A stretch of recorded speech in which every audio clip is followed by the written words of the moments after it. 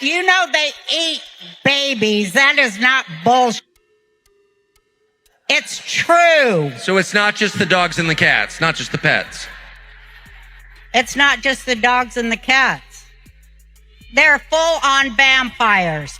And everybody still thinks I'm crazy, but I'm not crazy. They're full-on vampires. They love the taste of human flesh and they drink human blood. They do, Tucker. Stop staring at me like that. You're freaking me out, man. Anybody recognize this cabin right here that Kris Jenner's at? Jeffrey Epstein and Ghislaine Maxwell. I now hold the opinion that Kim Kardashian is a prostitute, and I'm not going to edit this opinion. Kim Kardashian is a prostitute. Her mother is a pimp. What if I told you that America's most famous family has deeper ties to the world's most notorious predator than anyone ever admitted? The Kardashians and Jeffrey Epstein. Two names that should never be in the same sentence, but they are. And today, we're going to expose the connections that have been hiding in plain sight for over a decade. This isn't conspiracy theory, these are documented facts. And by the end of this video, you'll never look at the Kardashian empire the same way again. Like good American on the outside, I've got Skims on the inside. Wait, say that again? I'm drinking 818 like crazy. The grandmother that signed for the daughter to do the tape has the rights to the names and the likeness of my black children. That's what we're dealing with. And I bet not one celebrity say yeah. They ain't gonna say They're gonna be like, oh man, I'm sorry about your cousin. Before we dive in, let's establish something critical. Jeffrey Epstein was convicted of sex trafficking minors. He operated in the highest circles of power, politicians, billionaires, royalty, and somehow, despite his 2008 conviction, he continued to operate until his 2019 arrest. The question isn't just WHO knew him, it's WHO helped him maintain that access. The Kardashian family. Love them or hate them, they're media masterminds, but their rise to billionaire status coincides eerily with Epstein's most active years, and that's where our story begins. Let's start with the smoking gun that nobody talks about. Les Wexner, the billionaire owner of Victoria's Secret, Abercrombie & Fitch, and Bath & Body Works. Wexner wasn't just Epstein's client, he was his closest associate. Epstein managed Wexner's fortune for decades. Wexner even gave Epstein power of attorney. That's not business, that's family-level trust. Now here's where it gets interesting. The Kardashians built their entire early brand through Victoria's Secret. Kim, Kourtney, Khloe, they were regulars at the fashion shows. They promoted the brand constantly. Kim was even rumored to be in talks for a Victoria's Secret collaboration in 2010. Caitlyn wants to go to the show. Because it's something that... It's her dad, and she should go to something like that. She doesn't want one person there. But you can go. No, I'm going to be backstage with Kendall. It's something that we've worked on from day one. So you're not going to go sit in the front? No, she doesn't want anybody to sit outside. So tell her to tell Caitlyn, because Caitlyn's going. Because you opened your big mouth when I said, please don't say a word. But here's what the mainstream media won't tell you. While the Kardashians were building their relationship with Victoria's Secret, Wexner's right-hand man Jeffrey Epstein was using that same fashion industry access to recruit victims. Multiple survivors have testified that Epstein targeted aspiring models, Victoria's Secret models, and who had deeper access to that world than the Kardashian family. Now, to be clear, there's no evidence the Kardashians directly participated in Epstein's crimes, but the proximity is undeniable. They were in the same rooms, they attended the same parties, they built their empire on the same foundation that Epstein exploited. So why do you care to go to this? Because I was invited.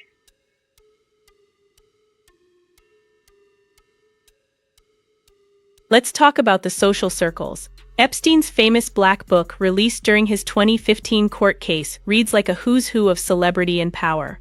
And the Kardashians? They've been photographed with dozens of names in that book. Prince Andrew, Alan Dershowitz, Bill Clinton, all Epstein associates, all photographed with the Kardashian family at various events. Now, a photo doesn't mean guilt, but it does mean access. It means shared spaces, and in Epstein's world, access was currency. Kris Jenner, the matriarch and mastermind, has built an empire on connections. She's admitted in interviews that she'll do whatever it takes to secure deals. In 2016, she was spotted at a private dinner with Ghislaine Maxwell. Yes, that Ghislaine Maxwell, Epstein's co-conspirator. the woman currently serving 20 years for sex trafficking. When confronted, Chris's team called it a chance meeting. But in Hollywood, there's no such thing as chance. Every dinner is calculated. Every photo op is negotiated. So what was Kris Jenner doing with Ghislaine Maxwell? We may never know the full answer, but the question itself is damning. Look at this. So this has to do with somebody that was filing complaint against Maxwell that had all types of Kardashian ties. Here's what it says. Filing references rumors of the complainant's eggs being used for pregnancy, suggesting possible fertility or surrogacy exploitation, though the writer says DNA testing would be required. Sisters use the complainant's name and funds to promote business ventures and financial activity. Cosmetic transaction is cited, referencing control tied to Kylie Jenner and a reported $600 million deal. Kim is named an allegation involving identity competition and issues tied to children. Khloe and Kendall references having special interest in the complainant's marriage and name change. Complainant also links family to alleged surrogacy and pregnancy-related identity fraud. So what's going on with eggs and surrogacy? Are some of their children not actually their children? Now, we know many of these women have either had some fertility issues or it's really common that they've used surrogates with their pregnancy. So is that what this is about? But it wasn't above board? Was this forced? Now let's follow the money, because this is where the story gets really dark. Visual, Kardashian net worth timeline. The Kardashian family's net worth exploded between 2007 and 2019, from reality TV stars to billionaires. But their business model relied heavily on private equity, specifically firms connected to Epstein's network. In 2017, Kim Kardashian launched KKW Beauty. The funding came from a venture capital firm with ties to Lex Wexner's inner circle. The same year, Kylie Jenner's cosmetics line was valued at $900 million. The valuation was conducted by a financial group that had previously worked with, you guessed it, Epstein's clients. Again, this isn't proof of wrongdoing, but it's a pattern. The Kardashians didn't just rise during Epstein's era, they rose through the same financial infrastructure that Epstein helped build. They played the game by the same rules. And those rules were written by men like Epstein and Wexner. Here's what really bothers me. When Epstein was arrested in 2019, Hollywood went silent.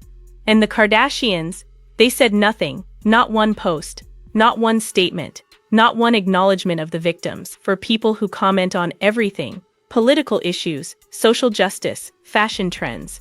But when the biggest criminal case in modern history breaks, radio silence. While we're on the topic of the Kardashians and the Epstein files, can we please talk about Northwest's creepy-ass drawings from when she was younger? Specifically in relation to a woman named Juliet, who is a verified survivor of Epstein, who claimed that she witnessed Epstein shapeshift into a goddamn lizard person. She said she didn't witness the change herself, but she was like looking at him and he was normal. She looked away, looked back. He's the creature. She looks away, looks back. He's normal again. Juliet described him as a creature with big black eyes, and she drew what she remembers seeing, and the tongue really stood out to me because it reminded me of this drawing of North's, which is like, hello.